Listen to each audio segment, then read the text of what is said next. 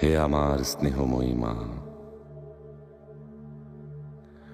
কষ্ট নিয়ে পৃথিবী থেকে বিদায় নিয়েছেন, কিন্তু আমার হৃদয়ে আপনি অমর হয়ে থাকবেন। আপনি আমার আলোকবর্তিকা হয়ে থাকবেন।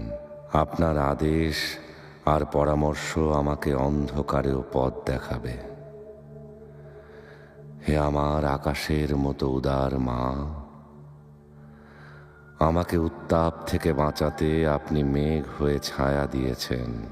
আপনার স্নেহের ছায়াতলে আমি নিরাপদে বেড়ে উঠেছি।